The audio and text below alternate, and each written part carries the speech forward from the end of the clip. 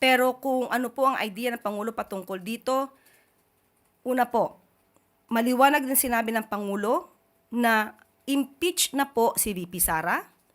Ma'am, on the impeachment po, tatanungin ko lang kung may posisyon na po ba ang palasyo sa nangyayaring debate ngayon kung pwede mag-crossover sa susunod na kongreso yung impeachment trial ni Vice President Sara Duterte.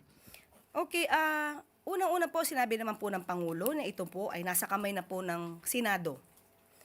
At hindi po makikialam ang Pangulo kung ano man po ang nangyayaring pagdedebate sa Senado. May kanya-kanya pong ideya dito. May nagsasabi po, mga eksperto rin, na maaari pong tumulay or tumawid sa 20th Congress dahil ayon na rin po sa isang Supreme Court decision, ang Senado po ay itinuturing na isang continuing body. So, hindi naman po siguro ito i-describe or ika-characterize ng Supreme Court na continuing body kung parang nakukonsider siyang na-terminate na o nag-expire na tulad ng House of Representatives. Pero kung ano po ang idea ng Pangulo patungkol dito, una po, maliwanag din sinabi ng Pangulo na impeach na po si VP Sara. Kaya po, hindi niya po ito papakialaman.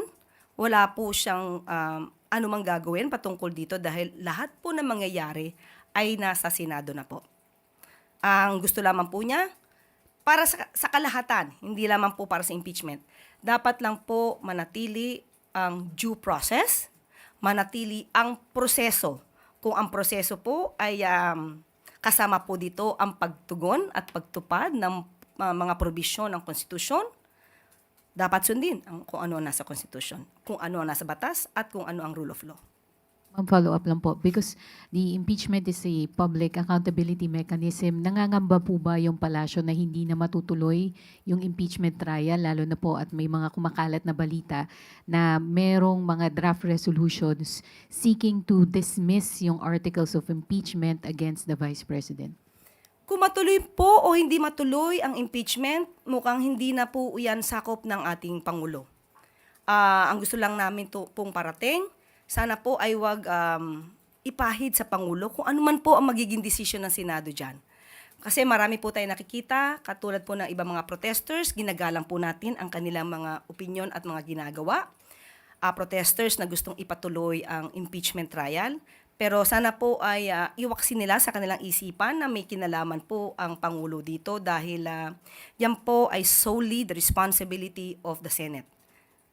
Nasa kamay na po ng Senado kung ano po ang gagawin po nila dito patungkol sa impeachment proceedings.